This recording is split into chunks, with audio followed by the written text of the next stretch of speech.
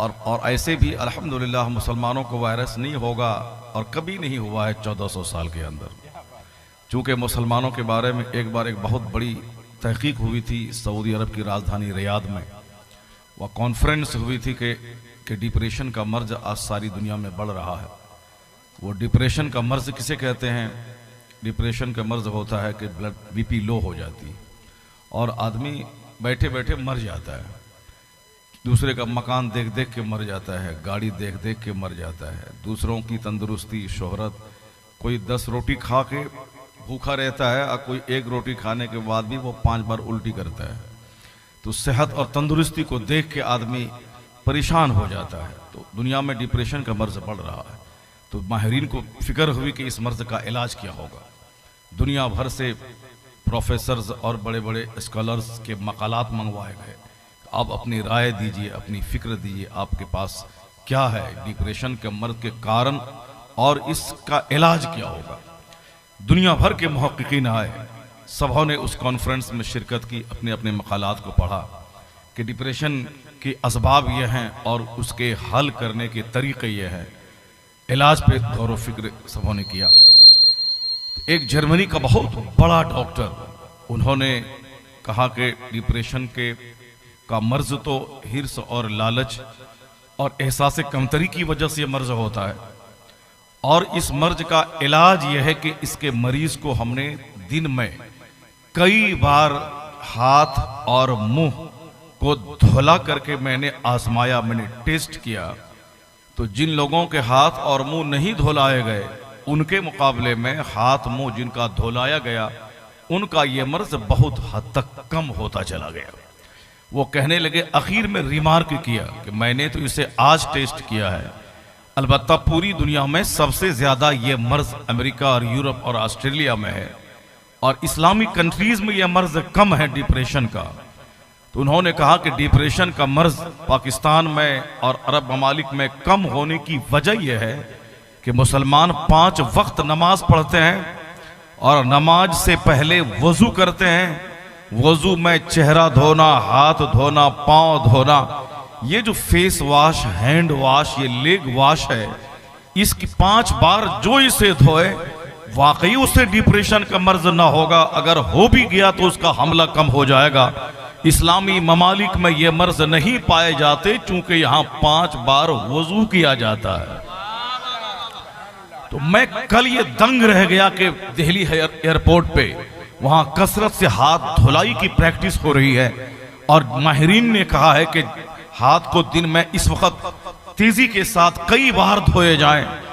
तो जो लोग बगैर हाथ धोए खाना खाते थे, जो लोग फैक्ट्री में बैठे बैठे खा लिए, खड़े खड़े खा लिए, जो मुंह में आया खा लिए, अब वह लोग हाथ तो गट्टों समेत दोनों हाथ को धोना जरूरी है कि जरासीम अटक के न रह जाएं। तो मजहब इस्लाम ने 1400 साल से मुसलमानों को आदेश दिया है कि वजू कर, वजू में दोनों हाथ गट्टों समेत धो, फिर पूरा चेहरा धो, फिर हाथ धो। यानी जो आज़ा बाहर रहते हैं, खुले हुए रहते हैं, उन आज़ा के जरिए जरासीम अंदर जाते हैं। अब ये सर से गर्दन से लेके पांव तक कपड़े से सारे आज़ा ढके रहते हैं। ये हाथ बाहर रहते हैं, दोनों पांव की पिंडली से आगे का हिस्सा बाहर रहता है, ये चेहरा खुला रहता है। तो वजू में वही चीजें फर्ज हैं जो सारे जो आज़ा खुले रहते हैं उनका धोना फर्ज है।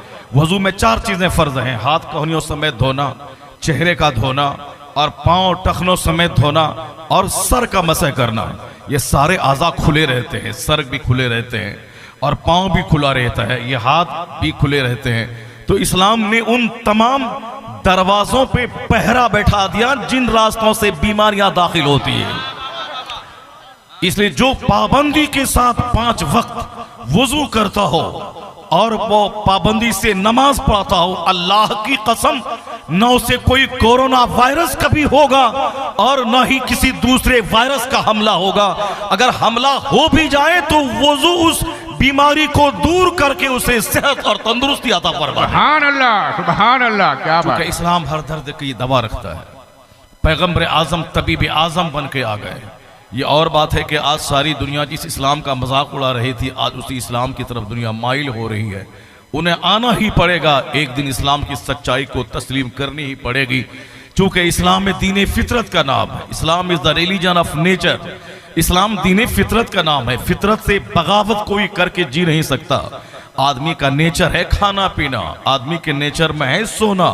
अब अगर कोई जो मर्जी में आए जैसे आए सो जाए, अगर वह चित लेटा रहेगा तो सांस लेने में तंगी का एहसास होगा, ऑक्सीजन की कमी होगी, वो मर सकता है। इसलिए अब डॉक्टर कहते हैं कि दाहिने करवट सोया करें, और फिर उसके बाद बाएं करवट सोया करें।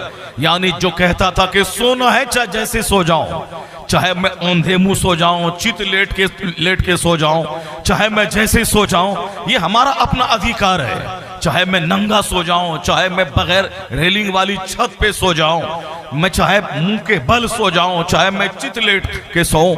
अब जब डॉक्टरों ने खतरनाक बीमारियों को देखा, उस पर तहकीक शुरू की, वो कह रहे हैं उन छतों पे ना सोया जाए जिन छतों पे रेलिंग ना हो, उन जगहों मकानों में ना सोया जाए जो मकानात गैर आबाद है, चूंकि वहां सांप और खतरनाक किस्म के कीड़े उसको काट सकते हैं जो उनकी मौत का सबब हो सकता है।